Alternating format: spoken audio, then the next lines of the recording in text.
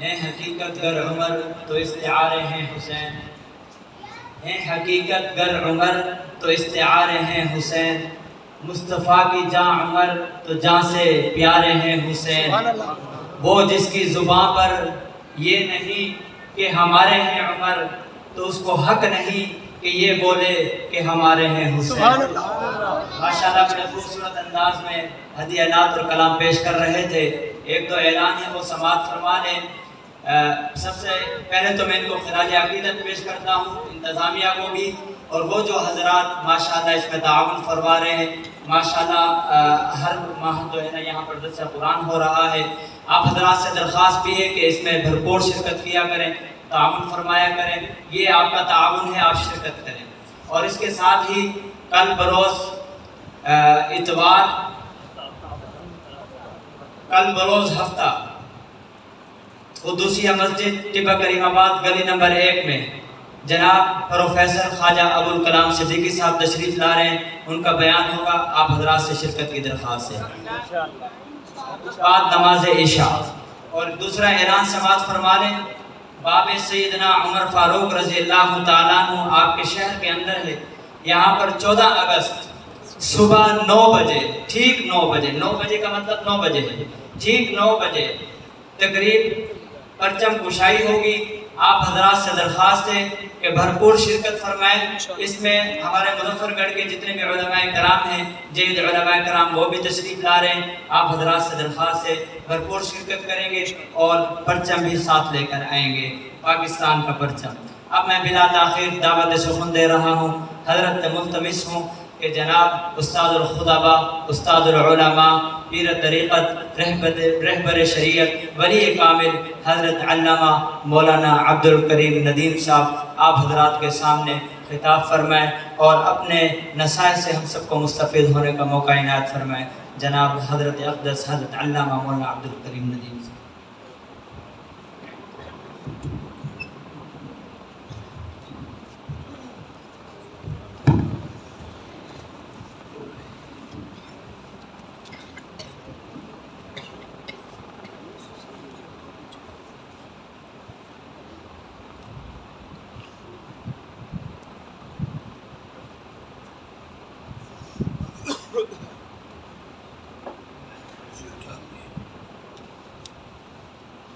کسی بزرگ والے کو بٹھا دو، کسی کی سرپرستی صدارت ہوئی، مسجد کمیٹی کا وڈیرا ہو اس کو بٹھا دو، کوئی علاقے کا بزرگ ہو ہمارے، اور کوئی سیال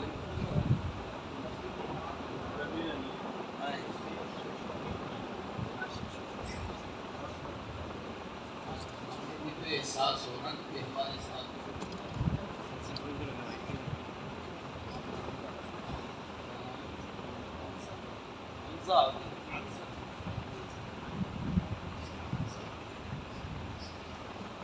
الحمدللہ رب العالمین والصلاة والسلام علی اشرف الانبیاء والمرسلین وعلی آلہ واصحابہ الطیبین الطاہرین، اما بعد فاعوذ باللہ من الشیطان الرجیم، بسم اللہ الرحمن الرحیم، یا ایھا الذین آمنوا استعینوا بالصبر والصلاة ان اللہ مع الصابرین ولا تقولوا لمن يقتل في سبيل الله اموات بل احیاء ولكن لا تشعرون ولنبلونكم بشيء من الخوف والجوع ونقص من الاموال والانفس والثمرات وبشر الصابرين الذين اذا اصابتهم مصیبہ قالوا انا للہ وانا الیہ راجعون اولئک علیہم صلوات من ربهم ورحمہ واولئک هم المہتدون۔ قال النبی صلی اللہ علیہ وسلم انی مددت ان اقتل فی سبیل اللہ ثم احیا ثم اقتل ثم احیا ثم اقتل۔ صدق اللہ العظیم وصدق رسولہ النبی الکریم۔ سب دوست عقیدت اور محبت کے ساتھ درود پاک پڑھ لیں۔ اللہم صلی علی محمد وعلی آل محمد کما صلیت علی ابراہیم وعلی آل ابراہیم انک حمید مجید۔ اللہم بارک علی محمد وعلی آل محمد کما بارکت علی ابراہیم وعلی آل ابراہیم انک حمید مجید۔ جناب صدر تقریب لائق عزت تعظیم اکابر علماء کرام، واجب الاحترام برادران اسلام، بزرگوں، دوستوں، بھائیوں، اور اگر میری آواز سن رہی ہیں اور یا آواز پہنچ رہی ہے تو میری پردہ نشین مائیں، بہنیں اور بیٹی ہیں، یہ محرم الحرام کا عظمت اور برکت والا مہینہ ہے۔ اس کی مناسبت سے مظفر گڑھ شہر کی اس مرکزی جامع مسجد میں ماہانہ درس قرآن جو یہاں کی مقامی سیرت کمیٹی جس میں شہر کے علماء بھی ہیں اور الحمدللہ ہمارے سارے طبقات کے رفقا اور دوست اور بالخصوص اس مسجد کی کمیٹی اور اس مسجد کے بزرگ حضرات ہیں، وہ اس محنت کو جاری اور ساری کیے ہوئے ہیں۔ اللہ تبارک و تعالیٰ ان سب کو اپنی رحمت کے شایع نشان بہتر جزا عطا فرمائے۔ بڑے عرصے سے اس مسجد سے آنا جانا ہے، بلکہ جوانی سے جب ہم بھی جمع تھے، دل بھی جمع تھا، تو یہ مسجد جب آئی تو چھوٹی سے بڑی، چھوٹی سے بڑی سے بڑی، بڑی سے بڑی، اب میں دیکھ رہا ہوں میرے خیال ہے اور پیچھے جا رہا ہوں۔ اللہ کرے کعبۃ اللہ تک ایسے بڑھتی چلی جائے۔ دل خوش ہوتا ہے، اللہ کے گھر اتنے خوبصورت بنتے ہیں، جن کا مال اس پر لگتا ہے وہ لوگ بہت بڑے سعادت مند، بڑے خوش نصیب ہیں۔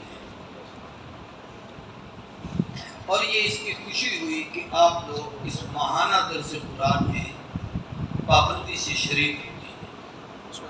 ہمارے پرانے جتنے اسلاف گزرے ہیں بر صغیر میں، خاص طور پر امام شاہ ولی اللہ محدث دہلوی، شاہ عبدالعزیز رحمۃ اللہ علیہ، شاہ اسحاق رحمۃ اللہ علیہ، شاہ عبدالغنی رحمۃ اللہ علیہ، شاہ رفیع الدین رحمۃ اللہ علیہ، شاہ عبدالقادر رحمۃ اللہ تعالیٰ علیہ، یہ سب امام شاہ ولی اللہ کی اولاد ہیں، سب کے سب قرآن کے مفسر تھے۔ آگے پھر ہمارے اکابر میں یہ سلسلہ چلا تو حضرت شیخ الہند رحمۃ اللہ علیہ، شیخ الاسلام علامہ شبیر احمد عثمانی رحمۃ اللہ علیہ، مولانا حسین علی بامچرا رحمۃ اللہ علیہ، امام الاولیاء مولانا احمد علی لاہوری رحمۃ اللہ علیہ، حافظ الحدیث مولانا عبداللہ الخاصمی رحمۃ اللہ علیہ۔ بلکہ ایک سال جب سیلاب آیا تھا تو حضرت الخاصمی نے آپ کے اسی شہر مظفر گڑھ میں جامعہ احیاء العلوم میں دورہ تفسیر بھی یہاں پڑھایا۔ تو یہ اکابر کی ایک تاریخ ہے کہ قوم کو قرآن سے جوڑتے ہیں۔ قرآن واحد کتاب ہے جس کے ساتھ آدمی جڑ جائے، عقیدہ بھی درست ہوتا ہے، عمل بھی درست ہوتا ہے، اخلاق بھی صحیح ہوتا ہے۔ قرآن کو چھوڑیں گے نہ عقیدہ باقی رہے گا، نہ ایمان باقی رہے گا، نہ عمل باقی رہے گا۔ آج کا پروگرام ماہ محرم کی مناسبت سے ہے، میں نے بھی اسی مناسبت سے قرآن پاک کی آیت کریمہ کی تلاوت کی۔ اس کے ضمن میں اس آیت کے حوالے سے کچھ باتیں عرض کروں گا، کچھ مسائل بیان کروں گا اور کچھ عام ضروری چیزیں جو اس موقع کی مناسبت کی ہیں وہ آپ کے سامنے عرض کروں گا۔ اگرچہ مریض ہوں، صحت ساتھ نہیں دیتی، لیکن جتنی قریب کا کرم ہوگا ساتھ اور آپ کی توجہ اور عنایت اور دعائیں ہوں گی اور اللہ توفیق بخشیں گے تو اللہ مجھے حق اور سچ کہنے کی توفیق عطا فرمائیں گے۔ اور میری یہ بھی دعا ہے کہ اس مسجد کے جب سے جتنے لوگ آتے رہے، یہاں نمازیں پڑھتے رہے، اس کی خدمت کرتے رہے اور وہ اللہ کو پیارے ہوئے ہیں، اللہ سب کے درجات بلند فرمائے، سب کی آخرت کی منزلیں آسان فرمائے۔ ان کے جتنے اعزاء، اقربا، رشتہ دار، ورثاء یہاں حیات ہیں، اللہ سب کو اس مرکز کے ساتھ ویسی ہی وابستگی عطا کرے جیسے ان کو عطا کی۔ یاد رکھیے حضرت عمر کی سیرت پر بچہ کلام پڑھ رہا تھا. سیدنا فاروق اعظم کا عہد خلافت چونکہ دعائے رسول ہے، نبی کریم صلی اللہ علیہ وسلم نے ان کے لیے دعا مانگی تھی، تو عمر نے اپنے دور میں ایسے کارہائے نمایاں سر انجام دیے کہ ان کاموں کو رہتی دنیا تک یاد رکھا جائے گا اور وہ محفوظ رہے گا. ان میں سے ایک اہم کام مسلمانوں کے سن ہجری کی بنیاد ہے. اس وقت دنیا میں 3 قسم کے سن رائج. ایک عیسائیوں کا سن ہے جس کو عیسوی سن کہتے ہیں، اور اسے عیسائی عیسیٰ کی ولادت سے شروع کرتے ہیں. ان کے نزدیک یہ ہے کہ 25 دسمبر کو حضرت عیسیٰ پیدا ہوئے تھے، آگے جنوری شروع ہوتا ہے تو وہ جنوری سے اپنا سال شروع کرتے ہیں، حالانکہ پیدائش دسمبر کو ہوئی، تو وہ عیسوی سن کہلاتا ہے. یہ سورج کے نظام سے. دوسرا سن بکرمی ہے، یہ عیسیٰ سے بھی پہلے کا ہے. بکرما جی راجہ ایک ہندو گزرا ہے، اور یہ ہندو مذہب عیسائیوں سے بھی پہلے کا ہے. اس کے تخت خلافت پہ بیٹھنے سے وہ سن شروع ہوا تھا، اسی لیے اسے سن بکرمی کہا جاتا ہے. اس کے ہمارے ہاں یہ جو دیسی مہینے جس کا آج کل یہ سامن کے رسالے مکمل ہو چکا ہے، اب بھادو شروع ہو رہا ہے جی، ہونے والا ہے. ایک ہی دن رہتا ہوگا، پریشان نہ ہو. 15 دسمبر ہو گئی تو وہ بھی ختم ہو جائے گا. 14 اگست. تو میں عرض کر رہا ہوں کہ یہ وہاں سے. لیکن اسلامی نظام میں جس سن کو اہمیت ہے وہ چاند کے نظام کو ہے، اس کو قمری سال کہا جاتا ہے. اسی کا سوال قرآن مجید میں ہے، یہ سادور عن الأهلة، کہ محبوب آپ سے سوال کرتے ہیں یہ چاند کیا ہے. کبھی چھوٹا ہوتا ہے، کبھی بڑا ہوتا ہے، کبھی مکمل ہوتا ہے، پھر تم تو چھوٹا ہوتا گم ہو جاتا ہے، پھر دوبارہ آتا ہے. ایک تھا اس کا سائنسی فلسفہ کہ یہ چیز زمین کی ارد گرد چکر کاٹ رہا ہے، زمین اس کے ارد گرد چل رہی ہے، سورج کے ارد گرد زمین ہے، زمین کے ارد گرد چاند ہے، آمنے سامنے ہوتے ہیں تو روشنی ہوتی ہے، دور ہو جاتے ہیں اندھیرا ہوتا ہے.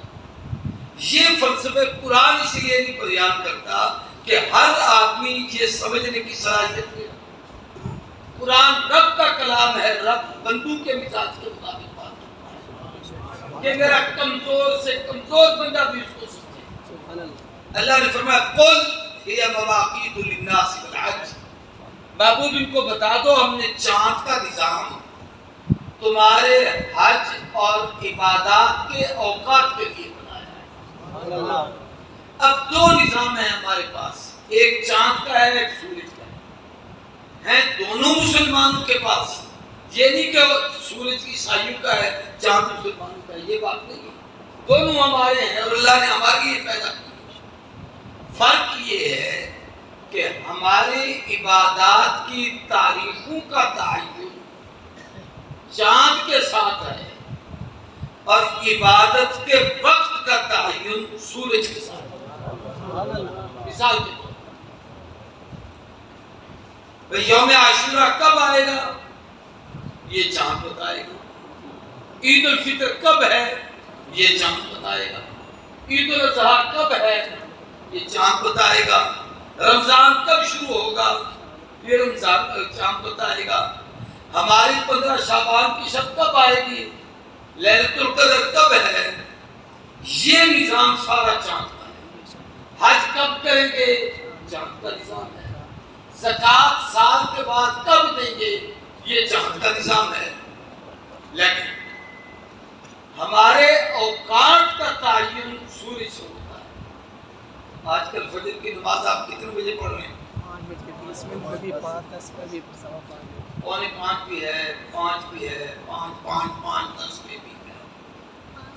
اب سے تھوڑے دن گزرنے کے بعد آپ یہی نماز 6:30 بجے بھی پڑھیں گے. اب سے کچھ عرصہ پہلے آپ نے 3:45 بجے بھی پڑھی ہے. یہ کیوں؟ یہ سورج کے نظام سے کہ سورج جلدی آتا ہے تو ہمیں نماز اس سے پہلے پڑھنی پڑتی ہے، دیر سے آتا ہے تو ہمیں نماز تاخیر سے پڑھنی پڑتی ہے۔ آج آپ عشاء 8:45 بجے پڑھ رہے ہیں مثال کے طور پر، وہ وقت بھی آئے گا کہ آپ 6:45 اذان دیں گے یا 7 بجے نماز پڑھیں گے، اس لیے کہ سورج جلدی چلا جائے گا، عشاء جلدی آ جائے گی۔ سورج دیر سے جاتا ہے، عشاء دیر سے آتی ہے۔ تو ہماری جو اوقات کی ترتیب ہے وہ چاند سے، سورج سے ہے، اور ہمارے احکام کے ایام جو ہیں وہ اللہ نے چاند کے حساب سے رکھے۔ اب یہاں ایک مسئلہ سمجھانا چاہتا ہوں، کیونکہ درس قرآن ہے تو یہاں صرف آپ کو چسکا نہیں دلوانا کہ اشعار پڑھ لیے، بابا ہو گئی اور آپ ہم اٹھ کے چلے جائیں، تو کچھ مسائل یاد کریں۔ مولانا کہتے ہیں، مفتی صاحب کہتے ہیں، میرے دائیں بائیں علماء کی ایک بڑی کھیپ میں دیکھ رہا، سن ہجری کو یاد کرنا کہ یہ کب شروع ہوا اور اب کون سا سن چل رہا ہے، یہ 1444 ہے۔ اس کا مہینہ یاد کرنا کہ کون سا مہینہ ہے، اس مہینے کی تاریخ یاد کرنا کیا تاریخ ہے، یہ فرض کفایہ ہے۔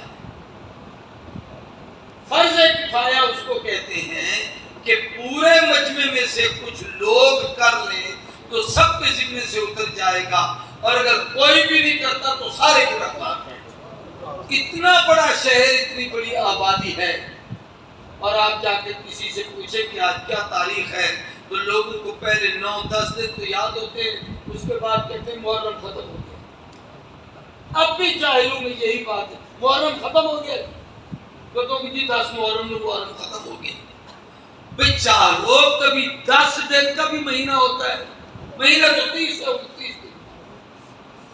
تو مہینے کی تاریخیں یاد کرنا، مہینے کا نام یاد کرنا اور اپنا سن یاد کرنا، یہ مسلمانوں پر فرض کفایہ ہے۔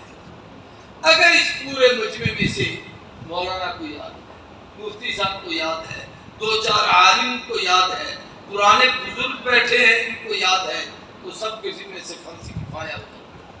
اور اگر کسی کو بھی یاد نہیں تو اللہ کے نزدیک ہم سب گنہگار ہیں۔ یہ تو میں نے ایک مسئلہ عرض کرنا تھا۔ اس مسئلے کی ضرورت کو بھانپتے ہوئے آج کے اس اجتماع میں کون وعدہ کرتا ہے کہ میں سن ہجری کو بھی یاد کروں گا، مہینوں کو بھی یاد کروں گا، تاریخوں کو بھی یاد کروں گا؟ یہ جھوٹا وعدہ ہے، سارے ہاتھ کھڑا کر رہے ہیں۔ پکے اور سچے 10 آدمی ہاتھ کھڑا کریں، لیکن وہ کریں جو یاد کریں۔ الحمدللہ مبارک، اللہ جزاک خیر، بشمول مجھے اللہ توفیق عطا کرے۔ ہم سب کو یاد، ہم بھی وہی دن خاص طور پر گنتے ہیں۔ ربیع الاول کے پہلے 12 ہی کتنے تک ہیں، محرم کے 10 کتنے تک ہیں، رمضان کا 10 کتنے ہیں۔ پہلی بات یہ، اب یہ سن ہجری کب شروع ہوا؟ حضور کی ہجرت سے، لیکن یہ دور تھا امیر المومنین عمر بن خطاب رضی اللہ تعالیٰ عنہ۔ علامہ شبلی نعمانی نے الفاروق ان کی کتاب سیرت عمر، اس میں انہوں نے ایک تاریخی واقعہ ذکر کیا ہے کہ حضرت عمر کے پاس ایک خط آیا، خط پہ تاریخ لکھی ہوئی تھی 15 شعبان المعظم،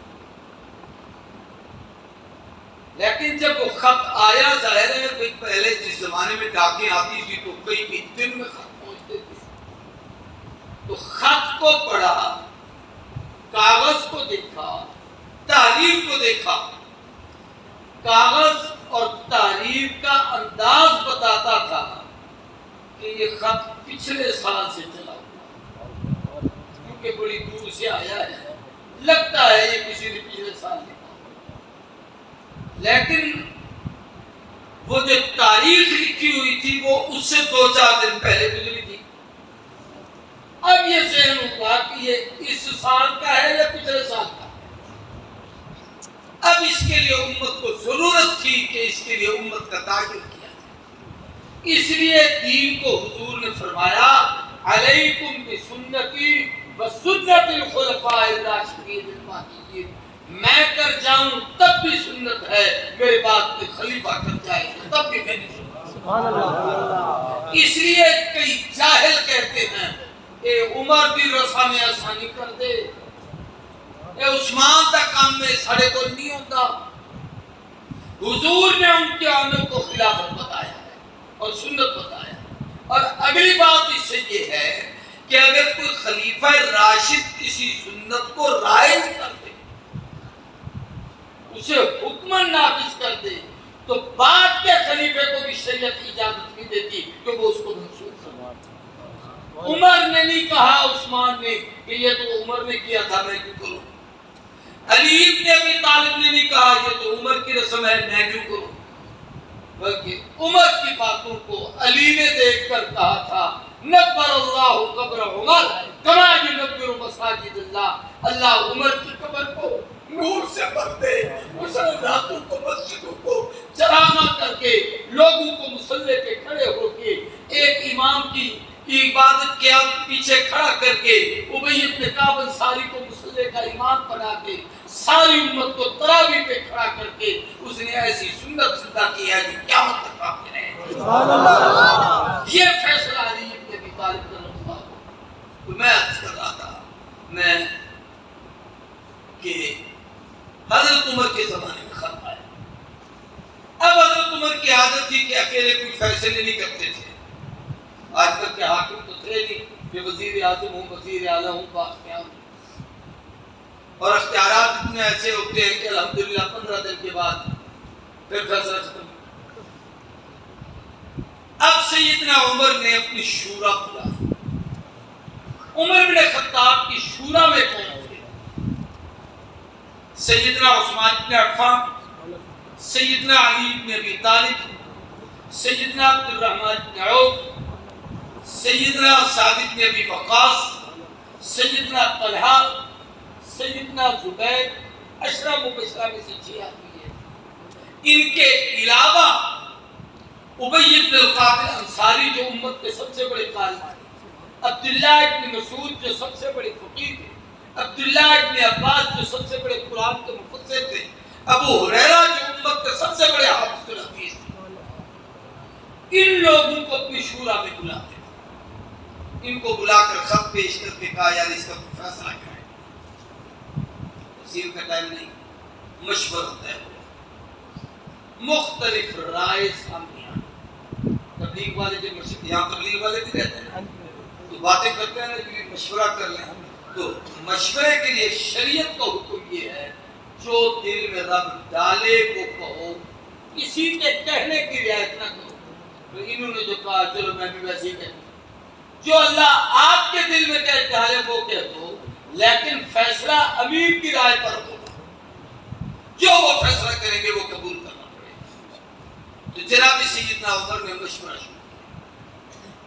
پہلی بات تو یہ تھی کہ ہمارا مسلمانوں کا سال عیسائیوں سے اور ہندوؤں سے علیحدہ ہو، کہ خالف الیہود والنصارى، حضور نے فرمایا تھا یہود و نصارہ کی مخالفت کیا کرو، تو ہم ان کے پابند نہیں رہتے۔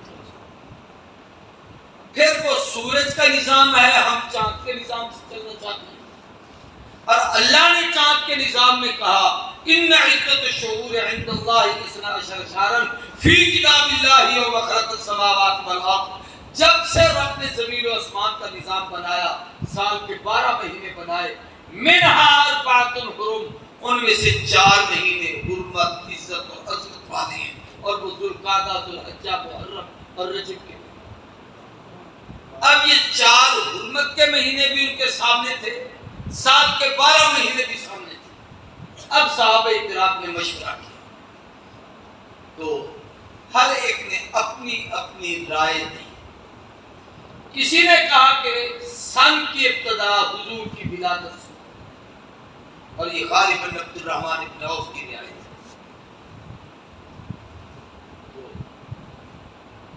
زمانہ تو عمر کا تھا، لیکن اس وقت امت کے قاضی، چیف جسٹس اور عدالت کے جج علی ابن ابی طالب۔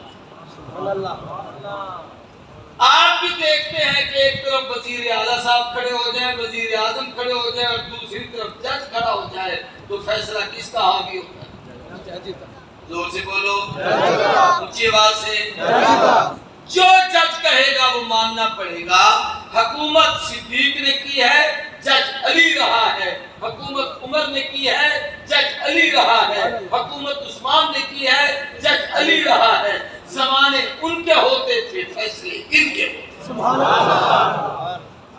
اور حضور نے ایسے نہیں کہا ارحم امتی بی امتی ابو بکر، میری امت میں سب سے زیادہ رحیم ابو بکر۔ رحیم کہہ کر بھی ایک مسئلہ سکتا ہے، یہ جو سب سے زیادہ رحم کرنے والا ہوتا ہے تو رحم چھوٹے کے ذمہ ہے یا بڑے کے؟ سارے بڑے کے ذمہ۔ تو حضور نے کیا بتایا کہ امت کا بڑا کون؟ ایک ہی جملے میں بتایا کہ امیر تو بنانا اس کو، یہ بڑا ہوگا۔ دینی معاملے میں غیرت کی بات آئے تو پھر رائے عمر کی ہوگی کہ زمین پہ بولتا تھا آسمان سے، زمین پہ تولتا تھا میزان پر تھا۔ حیا کا پتلا دیکھنا ہو تو عثمان کو دیکھنا، لیکن کسی مسئلے پہ اختلاف ہو جائے لڑنا نہیں، پھر علی کے دروازے پہ جانا، جو فیصلہ وہ کرتے اسے قبول کرتے۔ افضاہم علی، پوری امت کا چیف جسٹس، جج اور قاضی علی علی کے پاس رائے۔ حضرت علی فرمانے لگے رائے تو دیتے رہے کہ سن کہاں سے شروع ہو، بھول نہ جاؤ حضور کی، لیکن حضرت علی فرمانے لگے عیسائی بھی سن میلاد سے شروع کریں، وہ بھی میلادی اور ہم بھی میلادی، ہم کوئی عیسائی تھوڑی ہیں، اس لیے ہمارا سن میلادی نہیں۔ یہ علی نے سکھایا کہ یہود و نصارہ کی عبادتوں کے پابند نہیں ہونا۔ پھر ایک رائے یہ ہوئی کہ سن وہاں سے شروع کریں جس دن حضور کا وصال ہوا، تو وصال کو ہمارے ہاں وفات کہتے ہیں، موت، وفات۔ حضرت علی نے فرمایا نہیں، ولادت میں لوگ جشن مناتے ہیں، موت میں لوگ ماتم کرتے ہیں، واویلا کرتے ہیں۔ علی نے کہا یہ امت نہ جشن والی ہے نہ واویلا والی ہے، یہ تو نبی کے نقشے قدم پہ چلنے والی ہے۔ یہ تاریخ وہ ہونی چاہیے جس سے حضور کی زندگی کی یاد آتا۔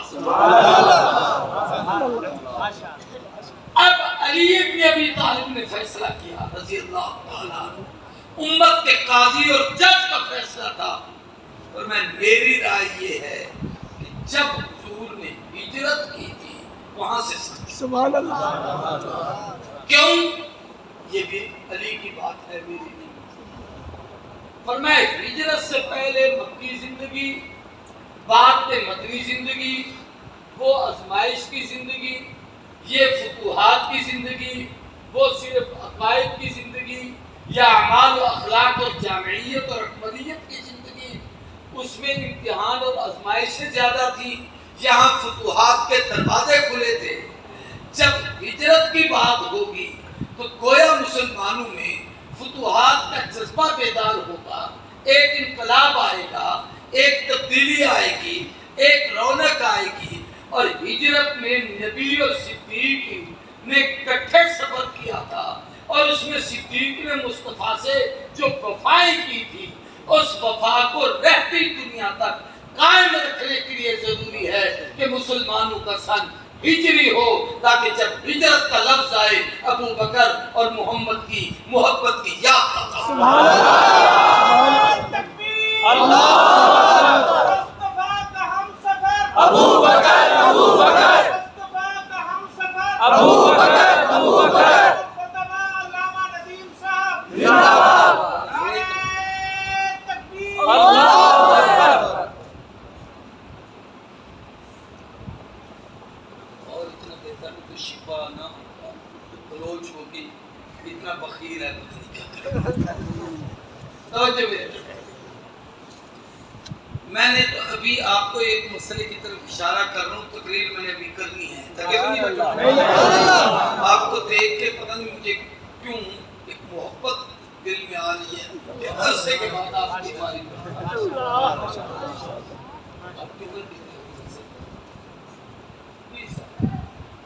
مجھے یہاں آتے ہوئے 40 سال نہیں اتنا عرصہ ہو گیا اس مسجد میں آتے ہیں، درس کرتے ہیں، کام کرتے ہیں، پھر میں بیمار ہو گیا، آنے جانے کا سلسلہ منقطع ہو گیا، ورنہ اکثر یہ بیچارے کانپور میرے پاس آتے ہیں، ان کے رشتے دار سب کے وہاں تو توجہ میری طرف۔ اب یہ تھا کہ مہینہ کون سا ہونا چاہیے؟ حضور نے سفر ہجرت کیا تھا صفر میں، کس مہینے میں؟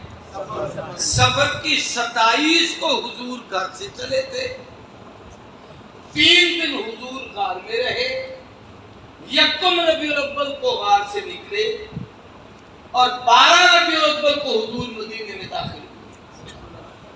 تو پھر پہلا اسلامی سال کا مہینہ یا صفر ہوتا یا ربیع الاول ہوتا، لیکن یہ فیصلہ بھی جناب سیدنا عمر نے فرمایا اور میں نہیں، قرآن نے 4 مہینوں کو اشہر حرم کہا، حرمت اور عزت کے وہ مہینے جو اسلام سے پہلی قوموں میں بھی ان کا احترام تھا۔ اسلام تو حضور کے پاس آیا، اس سے پہلے جو مشرکین مکہ رہتے تھے وہ ان مہینوں کا احترام کرتے تھے، علماء سے اس میں ملت ابراہیمی کے پیروکار ان کا احترام کرتے تھے، عیسائی ان کا احترام کرتے تھے، یہودی ان کا احترام کرتے تھے۔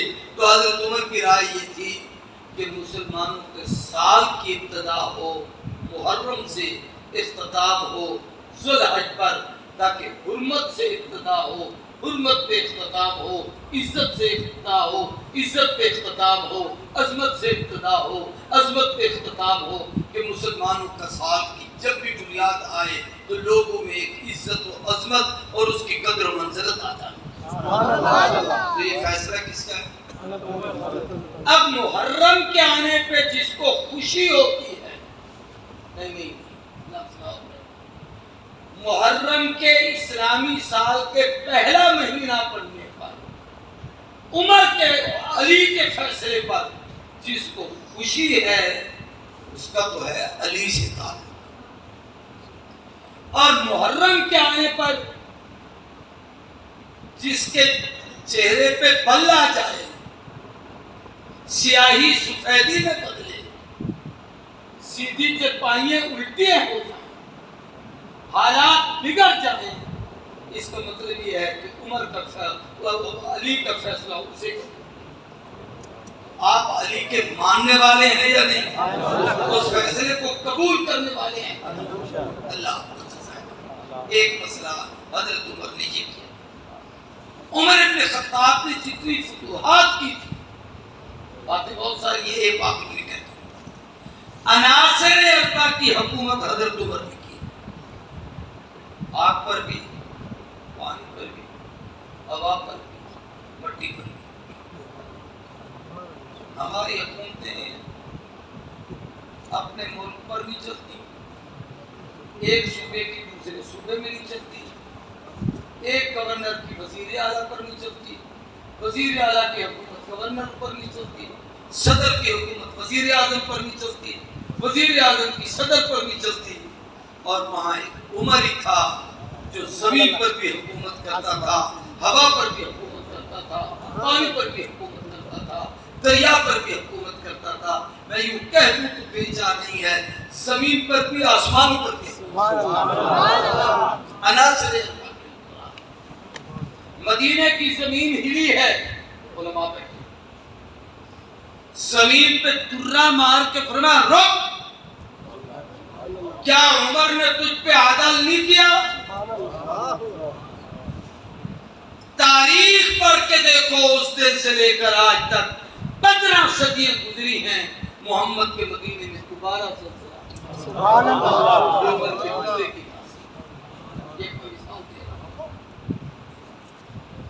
عمرو بن العاص رضی اللہ تعالیٰ عنہ گورنر تھے مصر کے، خط لکھا کہ مصر تو فتح ہوا ہے، لیکن جہاں ماحول یہ ہے کہ ہر سال ایک دوشیزہ نوجوان بچی کو نہلا کے دھلا کے خوبصورت بنا کے زیور پہنا کے اسے یعنی خوبصورت بنا کے پھر ہاتھ پاؤں باندھ کے دریا خرد کیا جاتا ہے، یا بعد دفعہ قتل کر کے اسے دریا میں ڈالا جاتا ہے، پھر دریا کو جوش آتا ہے، یہ اس کا پانی کا کوئی سبق رہا ہے۔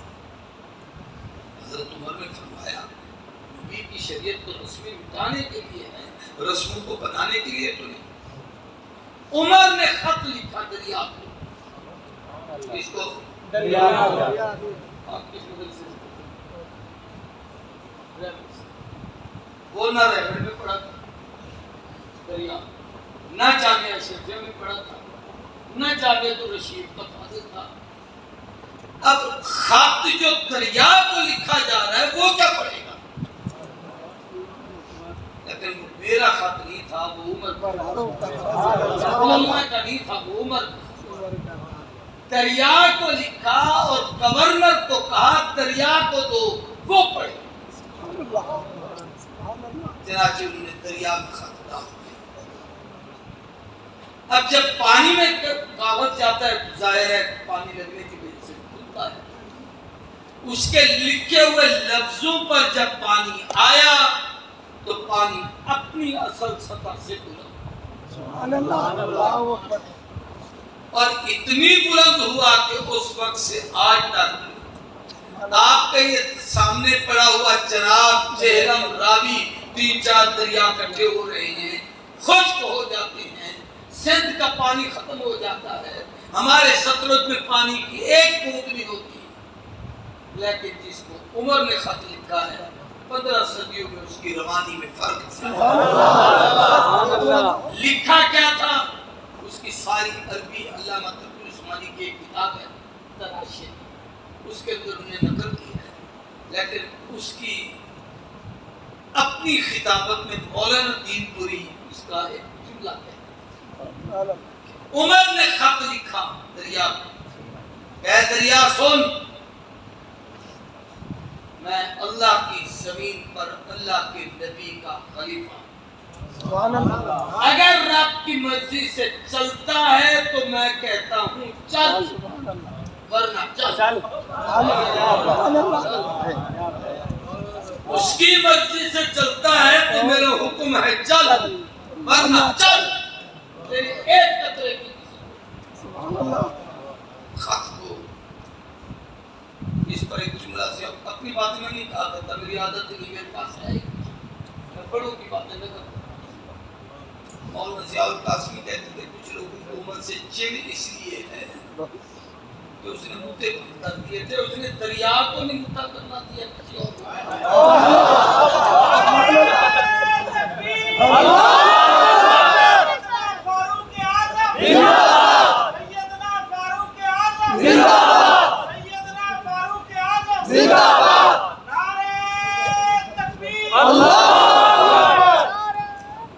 زمین پر حکومت، پانی پر حکومت، ہوا پر حکومت، یا ساری آل جبل خطبہ چھوڑ کے تقریر سے رخ مڑ گیا ہے، بیان کر رہے ہیں، لوگ ادھر ادھر دیکھتے ہیں، ساریہ تو جنگ لڑنے کے لیے کیا ہے، یہ کس سے گفتگو ہے؟ جب فتح ہو گئی صحابہ واپس آ گئے، حضرت عمر کو کارگزاری سنائی جا رہی ہے، اور جب یہ لفظ کہنے کی باری آئی تو وہ آدمی کہتے ہیں حضرت پھر اچانک آپ کی آواز آئی، میں چپ رہے، آگے بات پس گئے تھے، دشمنوں کے چنگل میں آ گئے، آپ کی آواز تھی کہ پہاڑ کی اور بھی آ جاؤ، ہم آئے، ہوا وہاں پہنچی، ہوا پیغام کیسے لے کے گئی؟ آج میں عمران شاہ کشمیری کا دورہ تھا، حضور کے جتنے معجزات ہیں اور صحابہ کی زندگی کے جتنے کرامات ہیں، جب تک اس کا عملی مشاہدہ دنیا میں نہیں ہوگا اس وقت اللہ قیامت نہیں قائم کرے گی، تاکہ یہ نہ کہہ سکے یہ بات میری عقل میں پہلے ٹیلی فون ہوتے تھے، کاریں ہوتی تھی، راستے ہوتے تھے، واسطے ہوتے تھے، اب یہ جو مشکلہ لیا بیٹھے پوری دنیا میں بات ہو رہی ہے، تصویر بھی سامنے ہے، گفتگو بھی ہے، کوئی چیز نہیں ہے، یہ کیسے پہنچ رہی ہے؟ یہ تو تم نے آج پہنچائی ہے، عمر بن خطاب کی آواز اس وقت سبحان اللہ سبحان اللہ ہوا پر حکومت کی، آگ پر حکومت کی ہے۔ مدینہ طیبہ کے جو لوگوں نے پہاڑ دیکھے ہیں، ایک طرف تو احد ہے، فطری طور پر احد میں کشش، اس کو آگے دیکھے نا جی کو لبھا تھا، جبل احد حدیث میں ہے حبنا ونحبہ، وہ ہم سے محبت کرتا ہے، مجھ سے سبحان اللہ اس کے بالکل سامنے ایک دوسری طرف ایک اور پہاڑ ہے، کالا سیاہ ہے، اسے دیکھ کر میں خوف ستا ہوں، اس پہاڑ سے آگ نکلی اور وہ مدینے کی طرف آئی، غالباً سیدنا ابو موسیٰ اشعری تھا، حضرت عمر نے اپنی چادر کپڑا دے کر کہا اس آگ کو پیچھے، سبحان اللہ سبحان اللہ پانی کا آدھا گلاس جتنا یہ دیتا ہے شریف دکھا تو صحیح میں مسئلہ سمجھا رہا ہوں، وہ پانی عجیب ہے، اس کے پاس اتنا پانی بھی ہوتا ہے، اتنا گلاس بھی عمر دے دیتے تو عقل مانتی ہے کہ آگ کو ختم کرنے کے لیے کس چیز کی ضرورت ہے، لیکن ایمانداری سے بتاؤ کپڑے اور آگ کو کوئی جوڑ ہے؟ کپڑا جائے تو آگ پھڑکے گی، پانی جائے تو آگ بجھے گی، عمر نے کپڑے سے کہا آگ کو اندر کرو پیچھے، سبحان اللہ سبحان اللہ وہ یوں کرتے گئے، آج پیچھے ہوتی چلی گئی حتیٰ کہ وہ دفن ہوئی، اب وہ ایسی بند ہوئی کہ وہ پہاڑ کالا سیاہ ہو چکا، لیکن وہاں سے ایک انگارے جتنی آگ بھی آج تک باہر نہیں نکلی، 15 صدیاں ہو گئی ہیں، یہ عمر کی حکومت تھی جو پانی پر بھی تھی، ہوا پر بھی تھی، آگ پر بھی تھی، زمین پر بھی۔ سبحان اللہ سبحان اللہ 1036 شہر فتح کیے، 400 جامع مساجد، 4000 مسجدیں تعمیر کی، سبحان اللہ 900 جامع مساجد تعمیر کی۔ سبحان اللہ جامع مسجد کا تصور مظفر گڑھ کی مسجد نہیں ہے، بڑی مسجد ہے، شہر کی بہت بڑی مسجد ہے، میں ایسا سمجھتا ہوں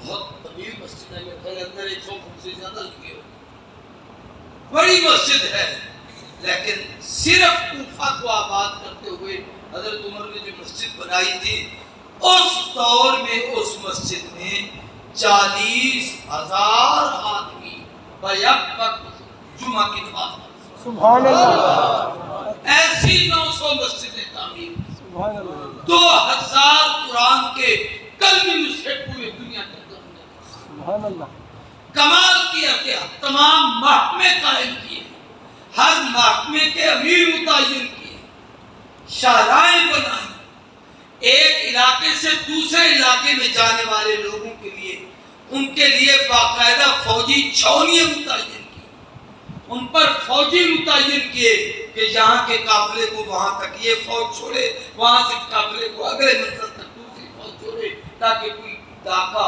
تکلیف پریشانی کے ابتلا میں کوئی نہ پڑے۔ اور اگلے دن دشمنی اپنی جگہ پر، مخالفتیں اپنی جگہ پر، لیکن بالفضل ما شہیدت بین اعداء، کمال یہ ہوتا ہے کہ دشمن بھی حقیقت کی گواہ،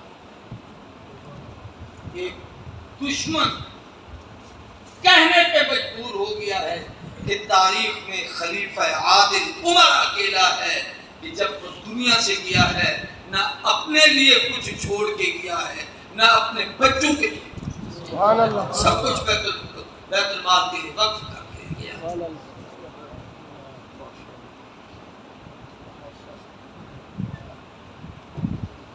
10 سال حکومت کی حضرت عمر نے، 22 لاکھ مربع میل کی فتوحات بنی، اب میں حضرت حسین پر بھی انہیں گفتگو کرنی ہے، محمد پہ بیٹھا کرتا تھوڑا کی بات ہو جائے. اب تھوڑا سا آگے چلاتا ہوں تاکہ حسین میں ہی چھڑا دوں، پھر کہیں ایسا نہ ہو کہ کل کو آپ کے ہاں نئے تبصرے شروع ہوں گے کہ حضرت حسین پر باتیں پوری توجہ میری طرف کریں. پہلی بات میں نے آپ سے کی کہ سن ہجری کو یاد کرنا ضروری ہے. دوسرا سیدنا عمر کی سیرت کے اس پہلو کو یاد کریں. یہ بات بڑی تھی پتا. حضور کے دو وزیر زمین پر تھے، صدیق و عمر. آقا جب ان سے کوئی بات پوچھتے تو ان کا مزاج کیا تھا؟ توجہ کریں. صدیق کا مزاج تھا مزاج نبوت. سبحان اللہ. حضور ان سے جب کوئی بات پوچھتے تو وہ حضور کے چہرے پہ آقا کیا چاہتے ہیں میں وہ سبحان اللہ. نگاہ ان سے دپکتی ہے، ادا ان سے برستی ہے. سبحان اللہ. محبت کون کہتا ہے پہچانتی نہیں. سبحان اللہ. نظر پڑتی جو حضور چاہتے صدیق کو ہی بتا. سبحان اللہ. کبھی ایسا نہیں ہوا کہ صدیق نے حضور کی رائے کے خلاف پوری. سبحان اللہ. بدر کے قیدی کو مسئلہ ہوا تو وہی کہا جو حتیٰ کہ اما عائشہ صدیقہ بھیج کیا ہمایا بیٹی تھی، کہہ سکتے تھے حضرت میری بیٹی ہے، آپ مجھ سے پوچھتے ہیں، آپ کو میری بیٹی کے متعلق پتہ نہیں میرا خاندان کتنا عظیم ہے. میری بیٹی ہے لیکن میرا فیصلہ وہی ہوگا جو آپ کو. سبحان اللہ. رائے لکھیں. عمر کیا تھا؟ جب حضور عمر سے کوئی بات پوچھتے عمر کیسے کروں، میری طرف دیکھو. عمر یوں کرتے،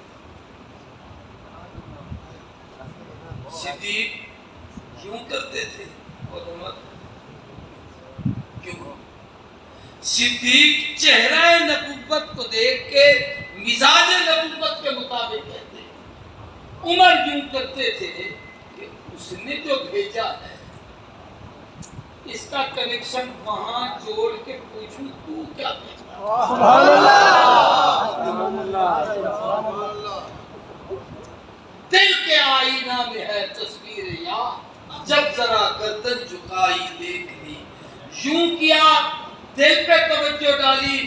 یہیں سے تو اللہ نے یہ مراتبات لکھے ہیں، سبحان اللہ. فیوزات و برکات لکھے ہیں سبحان اللہ. کہ یوں ہی توجہ کی تو عمر بن خطاب کے دل پر وہ جملے آتے تھے، پھر عمر زمین پہ بولتا تھا آسمان سے قرآن. سبحان اللہ. سبحان اللہ. وحی الہی پر کیا سبحان اللہ. یہ عمر کا مزاج ہے. سیدنا عمر بن خطاب رضی اللہ تعالیٰ عنہ کی شہادت محرم الحرام کی پہلی کو ہے. میڈیا کا دور ہے، شور ہے، نہیں جھوٹ ہے، پہلی نہیں ہے، پہلی نہیں ہے، پہلی نہیں ہے، میں بھی کہہ رہا ہوں نہیں ہے. تھوڑا سا سمجھانا چاہتا ہوں نہیں.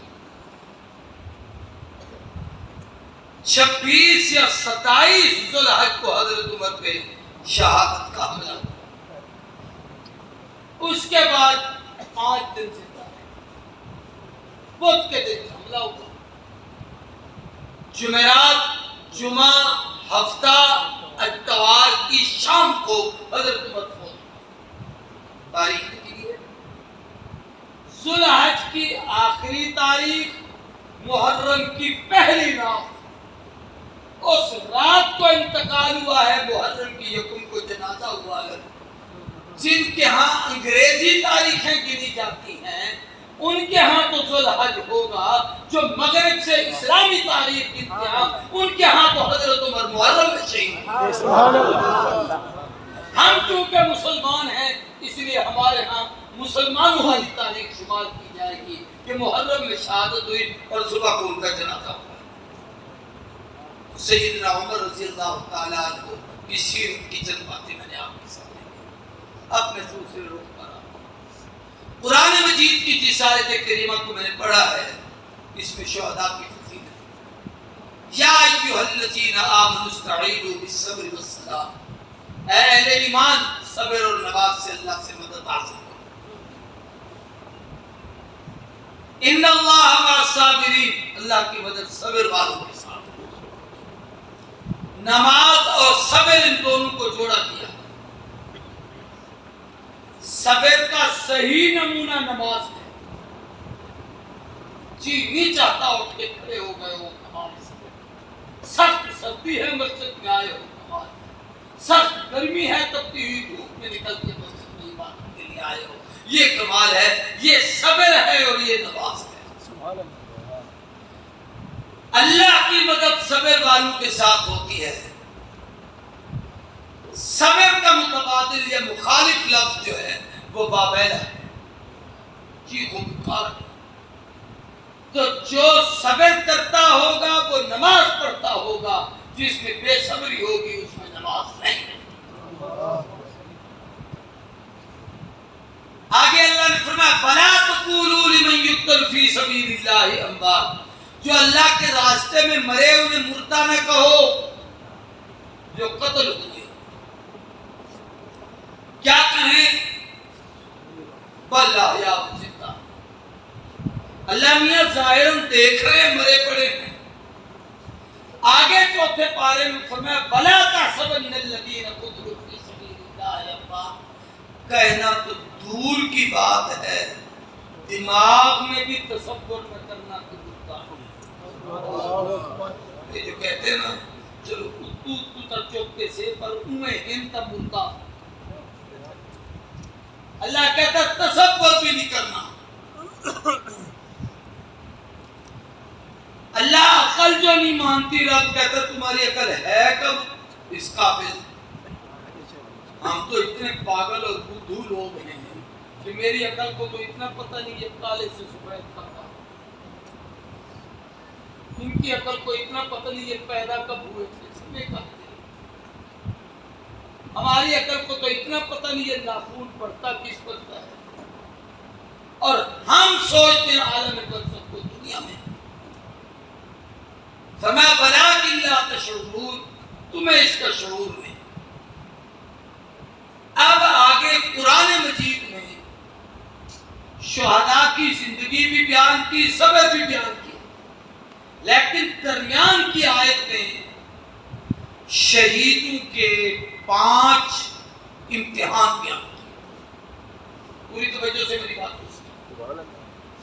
وَلَنَبْلُوَنَّكُمْ بِشَيْءٍ مِّنَ الْخَوْفِ، اللہ تمہیں آزمائے کے بعد دفعہ خوف دے گا، وَالْجُوعِ، بھوک میں ڈال دے، وَنَقْصٍ مِّنَ الْأَمْوَالِ، مالوں میں کمی کر کے، وَالْأَنفُسِ، جانوں کی کمی کر کے، وَالثَّمَرَاتِ، پھلوں کی کمی کر کے۔ یہ 5 امتحان لینے کے بعد اب جب وہ شہید ہوتا ہے تو وہ بشر الصابرین، ایسے صابر کو مبارک ہو جس نے یہ سارے امتحان دیے اور پھر شہادت کا درجہ حاصل کیا۔ اولئک علیہم صلوات من ربہم ورحمہ واولئک هم المہتدون، ان پر اللہ کی رحمت بھی ہے، اللہ کی طرف سے ہدایت بھی ہے، یہ برکت کے لائق بھی ہیں، ہدایت پر بھی ہے۔ اب پہلے بات سمجھیے کہ شہید کہتے ہیں حادثہ ہو گیا، آدمی مر گیا، ہم کیا کہتے ہیں؟ شہید ہو گیا۔ لڑائی ہوئی، ایک آدمی فوت ہو گیا، شہید ہو گیا۔ پولیس گولیاں مار کے مار ڈالے تو کہتے ہیں، پولیس مارے تو کہتے ہیں مر گیا۔ حادثہ ہو جائے تو شہید ہو گیا، یہ آپ کی ہماری اپنی اصطلاح ہے۔ لیکن شہید اصل کون ہے؟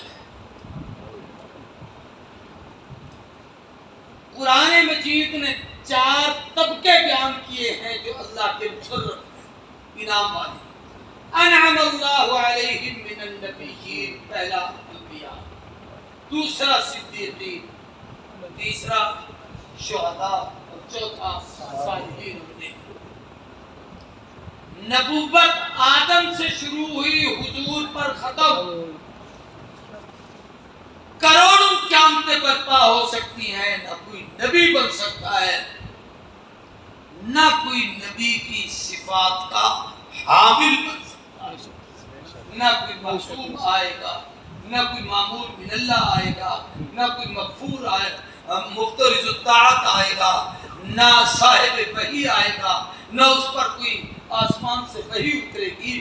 یہ جو آسمانی منصب ہے یہ نبی پر ختم ہو گیا ہے۔ اگر کسی کا یہ عقیدہ ہے کہ کوئی اور منصب ہے، جیسے بادشاہ کہتے ہیں امامت، یہ بھی آسمانی منصب ہے، یہ اصل ختم نبوت کا انکار کر رہا ہے۔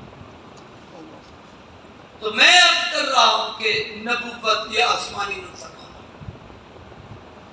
صدیق کس کو کہتے ہیں؟ مانا آتا ہے سچا۔ آپ کی بات کا انکار نہیں کرتا ہوں کیونکہ میں اس کا متحمل نہیں کہ اتنے بڑے لوگوں کا انکار کرتا، لیکن صدیق کا معنی سچا نہیں، صادق کا معنی سچا۔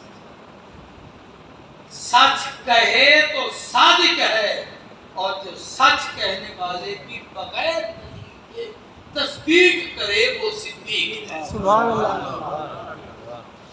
جیسے جیسے نبی آئے ویسے ویسے ساتھ صدیق آئے، جیسے حضور پہ نبوت ختم ہے ایسے ابو بکر پہ صدیقیت ختم ہے۔ محمد کے بعد لیا نبی کوئی نہیں، ابو بکر کے بعد کیا مطلب ایک۔ سبحان اللہ، سبحان اللہ۔ کہ جو اس طریقے سے اب دو منصب سے ختم ہو گئے، اب تیسرا منصب رہ گیا، اس کو کہتے ہیں شہید۔ سارے بولو کیا کہتے ہیں؟ شہید۔ شہید کی اصل تعریف کیا ہے کہ شہید کون ہے؟ پوری توجہ کرو گے تو میں ایک لفظ میں سمجھانا چاہتا ہوں۔ پہلے جو دو درجے گزرے نبی اور صدیق، ان کے نقش قدم پر چلتے ہوئے جو اپنی جان دے دے وہ شہید ہے۔ نبی کو نہیں مانا یا صدیق کو نہیں مانا، اس کے جسم کے کروڑ ٹکڑے بھی کوئی کر دیے جائیں، وہ جہنم کا ایندھن تو ہو سکتا ہے، وہ ابو جہل تو ہو سکتا ہے، وہ ابو لہب تو ہو سکتا ہے، وہ شہید نہیں ہو سکتا۔ سبحان اللہ۔ شہید وہ ہے جو نبی اور صدیق کے نقش قدم۔ اب دوسرا آسان بتاؤں، اس سے زیادہ آسان، حضور کی زندگی میں جو شہید ہوئے حضور نے جن کو شہید کہا، شہید حضور نے جن کی شہادت کی بشارت دی، شہید۔ مثلا حضرت عمر حضور کے ہوتے ہوئے نہیں شہید ہوئے، لیکن حضور نے کہا عمر تو شہید ہوئے۔ عثمان ہوتے ہوئے نہیں شہید ہوئے، لیکن فرمایا تو شہید ہوئے۔ علی ہوتے ہوئے نہیں شہید ہوئے، فرمایا تو شہید ہوگا۔ حسن حسین ہوتے ہوئے نہیں شہید ہوئے، فرمایا تو شہید ہوگا۔ طلحہ زبیر ہوتے ہوئے نہیں شہید ہوئے، حضور نے بشارت دی، پیشین گوئی کی، یہ شہید ہوگا۔ عمار ہوتے ہوئے نہیں شہید ہوئے، فرمایا یہ شہید ہوگا۔ جس کی بشارت دی وہ شہید۔ سارے کہتے ہیں وہ شہید۔ اب یہاں ایک لفظ اور بھی آسان جاتا ہے، جو شہید ہے وہ حق پر ہے۔ سارے بولے شہید پر کسی کو زبان کھولنے کا حق نہیں۔ علی شہید تو حق پر ہے، طلحہ شہید حق پر نہیں، اس کو بھی نبی نے شہید کہا، اسے بھی نبی نے کہا۔ یہ تیری زبان کیسے کہ ایک بات پر ہے دوسرے کے خلاف ہے۔ نبی نے عمر اور عثمان کو بھی شہید کہا، حسین کو بھی شہید کہا۔ حسین بھی شہید حق ہے، عمر بھی شہید حق ہے، عثمان بھی شہید حق ہے۔ کسی بدبخت رافضی کو حق نہیں کہ عمر اور عثمان کی شہادت پہ تنقید کرے، کسی بے حیا بے دین خارجی کو حق نہیں کہ سیدنا حضرت حسین بن علی کی شہادت کرے، اس لیے کہ نبی کی زبان سے شہادت کرے۔ تو میں آپ سے عرض کر رہا ہوں، وہ طبقہ ہے جن کو شہداء کہا۔ اب میں حضرت حسین کی سیرت پر ایک چھوٹی سی بات مختصر عرض کر کے اپنی بات کو مکمل کرتا ہوں۔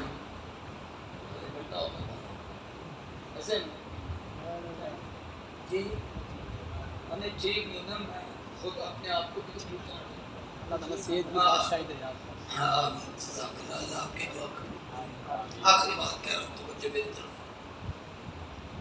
شہادت کی دو قسمیں ہیں، یہ پتہ نہیں کس کی توجہ ہے، یہ توجہ مجھ پہ اتنی ڈال رہے ہیں، ولایت کرتا ہے توجہ اتنی ڈال رہے ہیں کہ باتیں آ رہی ہیں۔ ریمنڈ والی کی توجہ ویسے بڑی اونچی ہوتی ہے۔ ایک ہے مظلومانہ شہادت، ایک ہے مجاہدانہ شہادت۔ مظلومانہ شہادت کیا ہے؟ ایک آدمی گھر میں بیٹھا تھا، کسی نے آ کے حملہ کر دیا، تو شہید ہے لیکن مظلوم ہے۔ کیا ہے بھائی؟ مظلوم ہے۔ فوجیں تھی، ادھر بھی ادھر مومن ادھر کافر، مقابلہ تھا، ٹکر میں لڑ رہے تھے۔ اس دوران ایک آدمی شہید ہوا، یہ مجاہد شہید ہے کہ لڑتے ہوئے۔ سبحان اللہ۔ میں آپ کو ایک چیز سمجھانا یہ چاہتا ہوں، عمر شہید، عثمان شہید، علی شہید، سارے شہید ہیں۔ حضور کی زندگی کے شہداء بہت سارے، ان میں سے حمزہ بھی شہید، سید الشہداء کا سارے بولو۔ شان میں عمر زیادہ یا حمزہ؟ شان عمر کی زیادہ، شہید بھی عمر، لیکن سید الشہداء کون ہے؟ شان عثمان کی زیادہ، درجہ بھی ان کا زیادہ، مسلمان بھی وہ پہلے، لیکن سید الشہداء کون؟ حضرت حمزہ۔ علی کا مقام بھی زیادہ، مسلمان ہونے میں سب سے پہلے مسلمانوں میں سے، اور وہ اکیلا علی ہے جس نے زمانہ کفر دیکھا ہی نہیں۔ 60 سال کا بچہ نبی کی گود میں آیا، اس نے تو کفر دیکھا ہی نہیں۔ اتنی بڑی عظمت کا مالک، لیکن سید الشہداء نہیں، وہ حمزہ ہے۔ کیوں؟ اس لیے کہ عمر شہید ہے، نماز پڑھ رہے تھے، اچانک حملہ ہوا، مظلوم شہید۔ عثمان کو گھیر لیا گیا، دارالخلافہ میں بند کر دیا گیا، الٹی طرف سے دشمن اندر گھسے، حضرت عثمان نے ساتھیوں کو اجازت نہیں دی، حملہ ہوا، مظلوم شہید۔ حضرت علی مسجد میں نماز پڑھانے کے لیے آ رہے، پیچھے سے حملہ ہوا، کوفے کی مسجد میں شہید کر دیے گئے، گرے، اٹھا کے گھر لائے گئے، 3 دن کے بعد شہادت ہو گئی، مظلوم شہید ہے۔ لیکن حمزہ وہ ہے جو مقابل میں لڑا اور مجاہد شہید، 28 کافروں کے جرنیل قتل کر کے حضرت حمزہ پھر شہید۔ ان کی مجاہدانہ شہادت ہے۔ اب میں جو بات آپ کو سمجھانا چاہتا ہوں، شہادت سب کی برحق ہے، حسین کون سی شہید؟ ان کی شہادت پوری توجہ میری طرف کریں۔ قرآن مجید نے جو شہادت کی فضیلت بیان کرنے کے بعد درمیان میں 5 امتحان بیان کیے کہ شہید ہو جاتے ہیں، لیکن 5 شہید ایسے ہیں جن کا امتحان ہوتا ہے۔ پہلا امتحان یہ کہ وَلَنَبْلُوَنَّكُمْ بِشَيْءٍ مِّنَ الْخَوْفِ، ڈر کیا ہوگا، کیسے حالات بنیں گے، کیسے کنٹرول ہوگا، پتہ نہیں کیا صورتحال ہوتی ہے، کیا نتیجہ نکلتا ہے۔ یہ خوف شروع ہو گیا، حکومتوں پر بھی ہے، پارٹیوں پر بھی ہے، اب پھر دوبارہ مولوی پر بھی ہے۔ اس لیے کہ کرم فرما جب آتے ہیں سب پر آ جاتا ہے، تو سارے آزمائشوں میں ہیں یہ ذہنی خوف۔ حضرت عمر شہید ہوئے، خوف نہیں تھا، مصلی کی نماز پڑھا رہے ہیں، پیچھے قاتل کھڑا تھا، پتہ ہی نہیں، اس نے وار کیا، شہید ہو گئے۔ حضرت علی شہید ہوئے، کوئی خوف نہیں تھا، مسجد کے دروازے پہ آئے ہیں، پیچھے سے حملہ ہوا، اچانک شہید ہو۔ حضرت حمزہ کو بھی شہادت میں کوئی خوف نہیں تھا، کمال درجے کے بہادر تھے، مقابلے میں لڑ رہے تھے، 25-28 کافروں کو قتل کر چکے تھے، شہید ہو گئے۔ حضرت سیدنا عثمان، ان پر بھی کوئی خوف طاری نہیں تھا، ان کی جتنی حالتیں تھی ساری اختیاری تھی، اضطراری نہیں تھی۔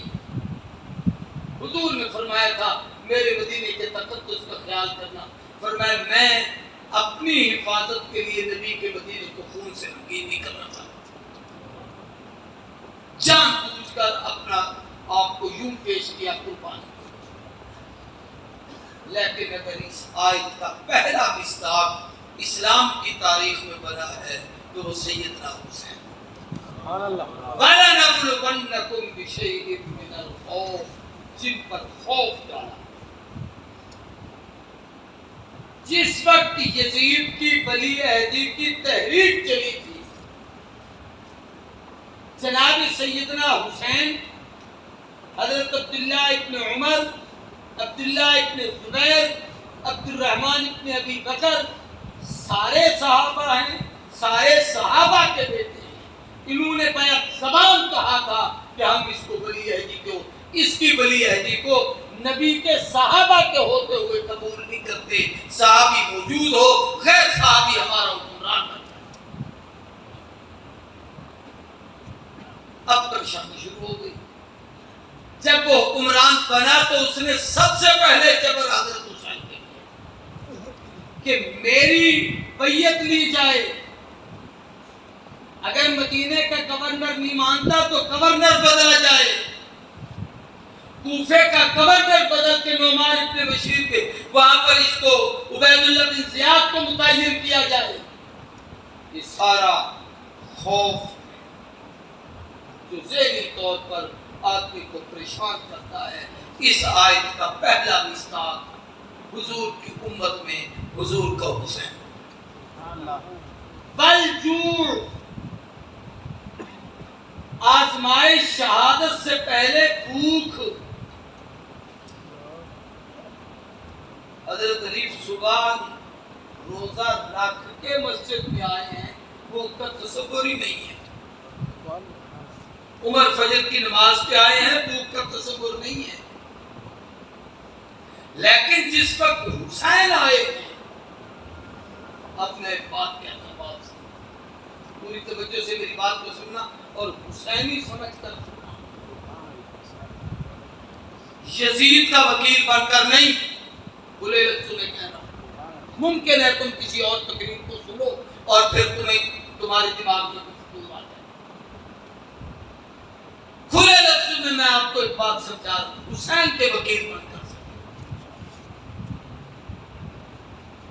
حضرت عمر نے فرمایا تھا فرات کے کنارے کتا مر جائے، قیامت کے دن عمر ابن خطاب جواب دے گا،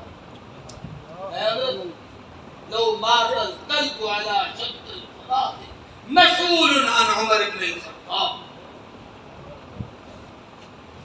یہاں نبی کا خاندان فرات کے کنارے سے گیا،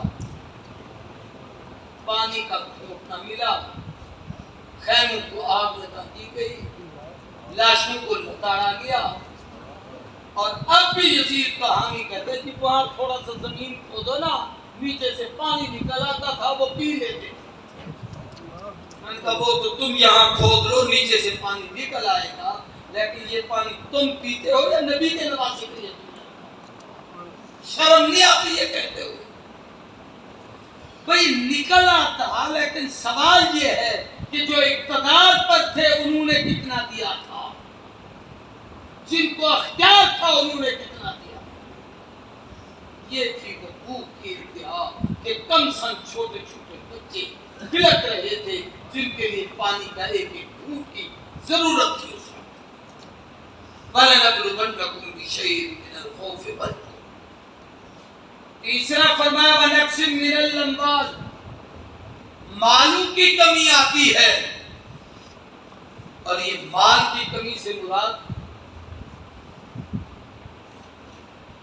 ساز و سامان بھی ہے اور دولت اور مال بھی ہے۔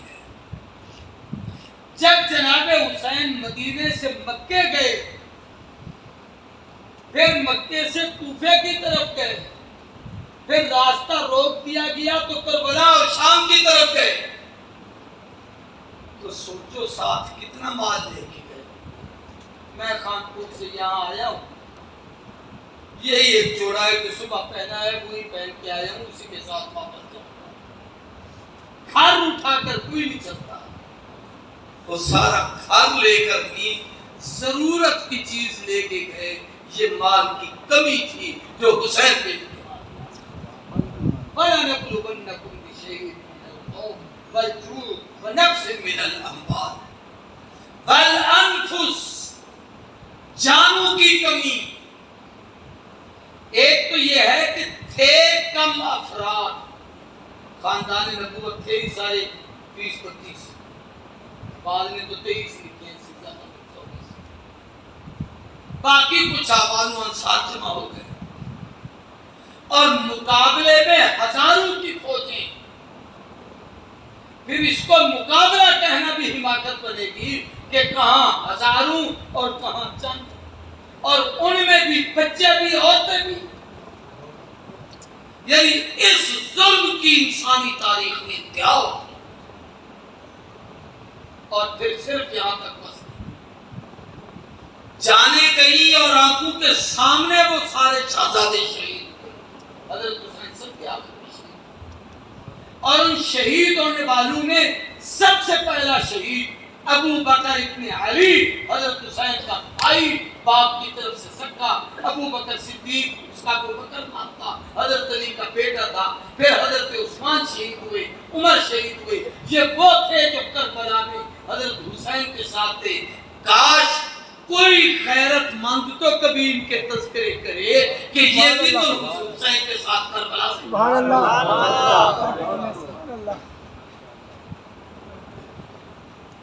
حضرت سیدنا حسن کا بیٹا ابو بکر، حسن کا بیٹا عثمان، یہ بھی کربلا میں شہید ہوئے۔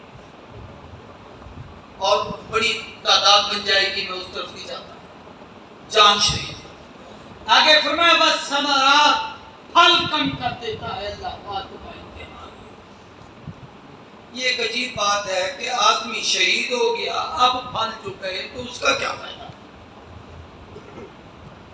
یہ علاقہ باغوں کا ہے، اوپر گڑھ میں بڑے باغ ہیں، مکان ہیں، کسی کے باغ کو آگ لگ جائے اللہ معاف فرمائے، اللہ حفاظت فرمائے سب کی، اور سب کی جمع مال میں برکتیں دے۔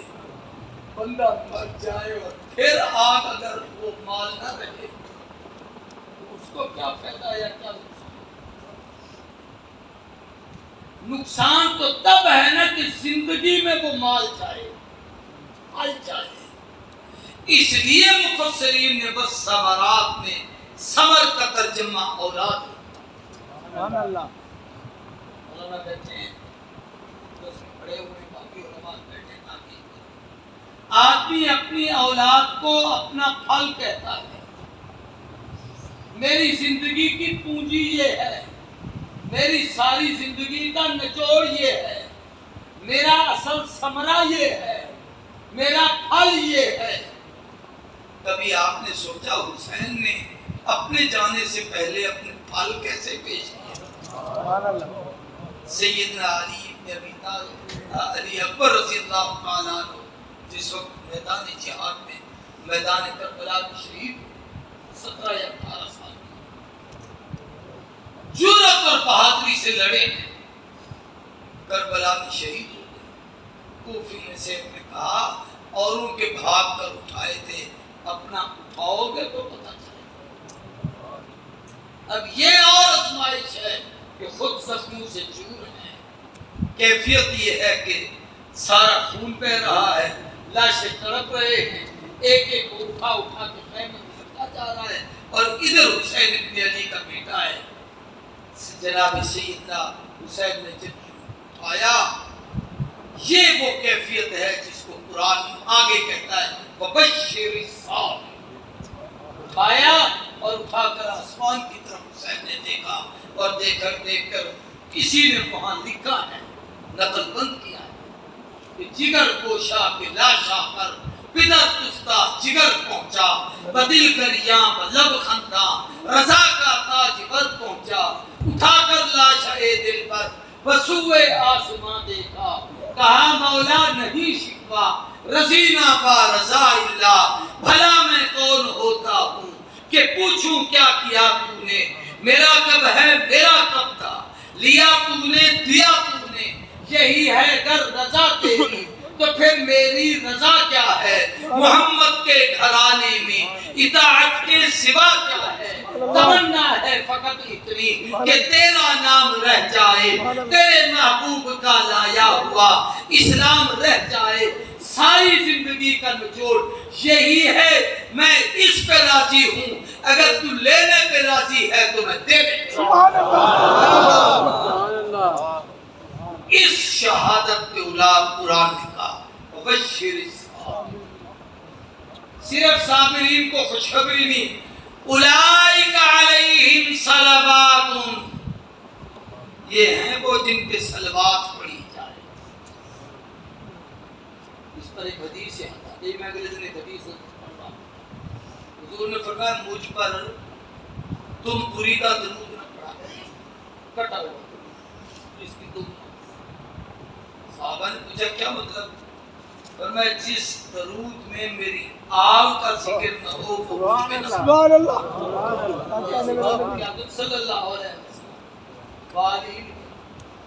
بعض کہتے ہیں حضرت محمد صلی اللہ علیہ وسلم، اللہم صلی علی محمد نبی اللہم صلی علی محمد وبارک وسلم، آل نبی کا ذکر نہیں، تو فرمایا وہ درود پڑھنا پڑھو تو اللہم صلی علی محمد وعلی آل محمد کما صلیت علی ابراہیم وعلی آل ابراہیم، جیسے ابراہیم کی آل کی قربانی ایسے محمد کی آل کی قربانی، جیسے ان پہ درود ایسے ان پہ درود، جیسے انہوں نے کعبے کی تعمیر کی ایسے انہوں نے اس دین کی حفاظت کی، جیسے ان کی قربانی ایسے ان کی قربانی، ایسے ان پر بھی درود ہے ایسے ان پر بھی درود ہے۔ اب میں ایک عقیدے کی بات سمجھاتا ہوں تاکہ آپ کسی غلط فہمی کا شکار نہ رہیں۔ ہم سب لوگ صحابہ کے بھی ماننے والے اور اہل بیت کے بھی ماننے والے، سارے کہو، اونچی آواز سے کہو، اور زور سے کہو۔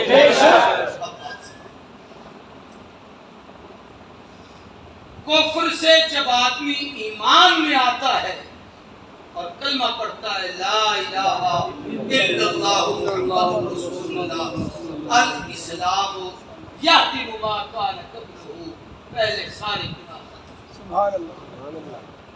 اور اگر کسی کو یہ اعزاز مل جائے کہ نبی کی زندگی میں، نبی کی محفل میں، حضور کے پاس بیٹھ کر، حضور کی مجلس میں آ کر دیدار کر سکے یا نابینا ہونے کی وجہ سے نہ کر سکے، لیکن حضور کی مجلس پا لے اور پھر کلمہ پڑھ لے اور اسی کلمے پر اس کو موت آئے، تو اس کے لیے جو قرآن کا اعزاز ہے رضی اللہ عنہم ورضوا عنہ، اس رضا کی وجہ سے یہ تنقید سے پاک ہو جاتا ہے۔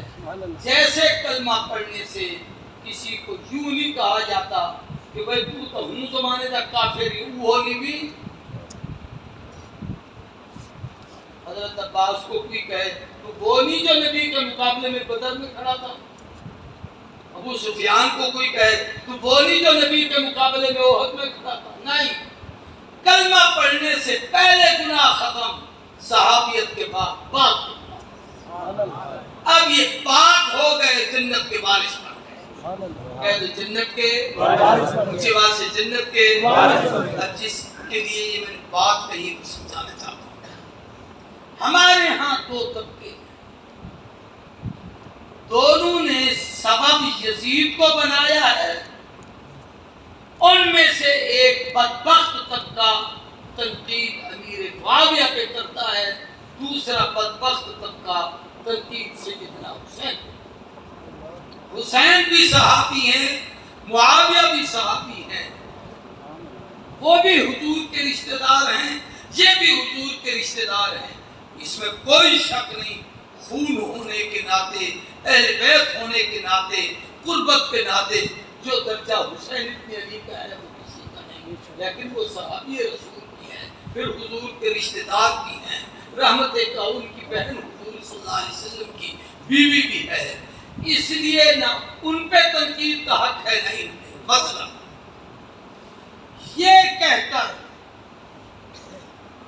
کہ معاویہ نے یزید کو کیوں ولی عہد بنایا تھا، یہ نشانہ بنا کر امیر معاویہ پہ تنقید کرے، تو ہمارا ایک ہی سوال کا جواب ہے کہ صحابی ہے، صحابی کے عمل سے بحث ہے. کہ تو صحابی کے عمل سے اللہ کے یہاں بحث ہے نہیں. زور سے بولو بحث ہے نہیں. اب دوسری طرف کوئی ظالم یوں کہے او جی اتنے 100 صحابہ نے ہاتھ پہ بیعت کر لی تھی، اتنے لوگ یزید کے ساتھ مل پڑے تھے، حسین کو کسی نے کہا تھا تو مخالفت پہ کھڑا ہو جا. اس الو کو یہ بھونکنے کی اجازت نہیں، اس لیے کہ حسین بھی کوئی عام آدمی تھا، خود بھی پیغمبر کا صحابی ہے، صحابی کا بیٹا ہے. عبد الرحمن ابن ابی بکر خود بھی صحابی ہے، صحابی کا بیٹا ہے. عبداللہ ابن عمر خود بھی صحابی ہے، صحابی کا بیٹا ہے.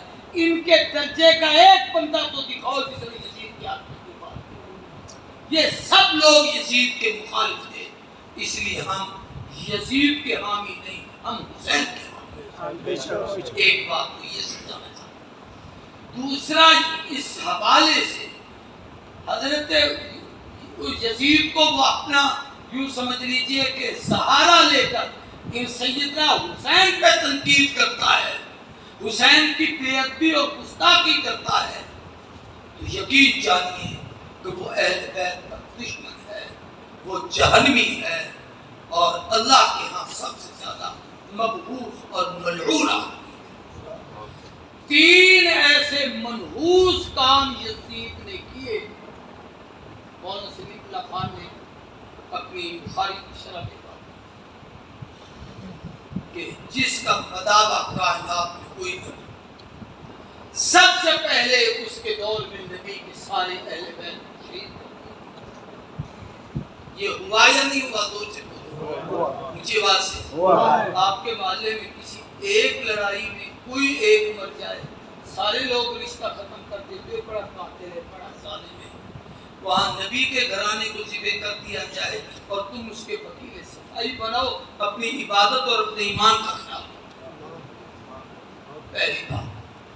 دوسرا فرمایا نبی کا مدینہ، حضور نے فرمایا من اخاف اہل المدینہ،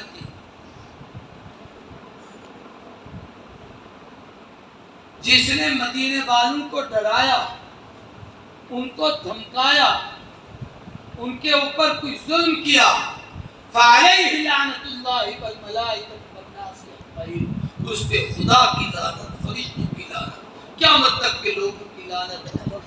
مدینے والوں نے اس کی حکومت کا انکار کیا اہل بیت کی شہادت کے بعد. اس نے مدینے پر جو ظلم کیا تھا، جو مسجد نبی کی اذانیں بند ہوئی تھی اور جو مدینے میں ستم ہوا تھا، اتنی بڑی کھلی تاریخ کا انکار کر دیتے ہو یزید کی وکالت کے لیے. آج اگر کوئی کمینہ کہے میں مدینے پہ حملہ کروں گا، پوری دنیا کا کلمہ پڑھنے والا ایک ہو جاتا ہے، اور سعودی حکومت کے حکمران جتنے گندے ہو، ہم کہتے ہیں ہم آپ کے ساتھ ہیں مکے کی حفاظت، مدینے کی حفاظت میں. اور وہاں اس نے مدینے پہ حملہ کیا، اور پھر ہم کہیں نہیں وہ بہت اچھا حکمران تھا، وہ حافظ حکمران تھا، وہ نمازی حکمران تھا. وہ تمہارا نمازی اور حاکم ہوگا اور عبادت گزار ہوگا جس نے نبی کے مدینے کے تقدس کو پامال کیا ہے، اس سے بڑھ کر لاکھ. تیسرا اس نے جو سب سے بڑا ظلم کیا تھا وہ مکہ المکرمہ پہ حملہ، منچریک کا حجر اسود میں آج بھی وہ نشان ہے، ٹوٹا تھا حجر اسود، کعبے کی ایک دیوار گری تھی، غلاف کو آگ لگی تھی۔ سیدنا عبداللہ ابن زبیر صحابی رسول ہیں، انہوں نے اپنی خلافت کا مدینے میں اعلان کیا تھا، 9 سال تک انہوں نے خلافت کی تھی۔ یہ بھی مولویوں کا ظلم ہے کہ باقیوں کو خلیفہ مانتے ہیں، عبداللہ بن زبیر کی خلافت کو ظلم مانتے ہیں۔ میں یاد کرنا چاہتا ہوں یہ اس کے 3 جرم تھے جس وجہ سے ہم یزید کے نہیں حسین کے مانتے، حسین کا ساتھ دینے والے۔ باقی اس کا انجام اللہ کے ہاں جو ہے وہ ہوگا، لیکن دنیا میں اعمال کے لحاظ سے اس کا خیر کرتی ہے۔ ہم لوگ مولوی کتاب ہمارے ہاں سب سے بڑی فضیلت کی بات حدیث کا سننا اور سنانا، یہی بات ہے مولوی۔ آپ کس کے شاگرد ہیں؟ جی میں نے علامہ شریف کشمیری سے پڑھا تھا۔ آپ کس کے شاگرد ہیں؟ جی میں نے مفتی عبداللہ بن میں نے قاری طیب دارالعلوم دیوبند سے سبق پڑھا، میں نے علامہ کشمیری سے پڑھا، میں نے سید نوری سے پڑھا۔ بڑی فضیلت ہم سمجھتے ہیں اسے۔ یزید کی بدبختی کی بات یہ ہے کہ نہ اس نے کسی صحابی سے کوئی روایت نقل کی ہے، نہ کسی تابعی نے کبھی یزید کو اس قابل سمجھا کہ اس سے کوئی حدیث کی روایت۔ یہ ایسا ظالم آدمی ہے۔ اس لیے ہم صحابہ اہل بیت کے تقدس کے قائل بھی ہیں، ان کے غلام بھی ہیں۔ اللہ آپ کی اس محنت کو قبول کرے۔ میں نے اسی آیت کی روشنی پہ یہی باتیں کہی۔ اولئک کا کیا آیت پڑھی تھی؟ آخری حصہ اولئک علی ربہم رحمۃ اولئک ہم المہتدون۔ ہدایت پر بھی یہی ہیں، صلاح بھی ان پر ہے، رحمت بھی ان پر ہے، اور اللہ مجھ کو اور آپ کو بھی قیامت کے دن انہی لوگوں میں سے بنائے۔ یہ میری برطانیہ کی خطبات کا مجموعہ ہے، واحد سے ملے گا، پڑھے لکھے دوست ملے۔ یہ ایک خط ہے جنات کے نام، جس میں حضور اکرم صلی اللہ علیہ وسلم نے حضرت علی سے دکھایا تھا، جس گھر میں ہو اس گھر کو اللہ جل جلالہ کے اثرات سے محفوظ رکھے۔ یہ حضور کی سیرت پر میرا ایک کیلنڈر ہے، جس میں حضور کی 23 سالہ زندگی، آپ کے اصحاب، ازواج، خاندان، کاتبان وحی، دربار رسالت کے سفیر، 27 جنگوں میں شرکت، 63 سالہ زندگی کا خلاصہ۔ بڑے لکھے لوگ اس کو لیں، اگر مسجد والے قبول کر لیں تو یہ کیلنڈر میں مسجد کے لیے ہدیہ دیتا ہوں۔ اس کو فریم کرا کے جو مسجد کے چیئرمین صاحب ہیں انشاءاللہ میری محبت میں پیسہ کو لگائیں گے، اس کو فریم کرا کے مسجد میں لگائیں تاکہ ہر آدمی پڑھے اور اس کو فائدہ ہو۔ باقی دوست باہر سے دیں گے۔ اللہ عمل کی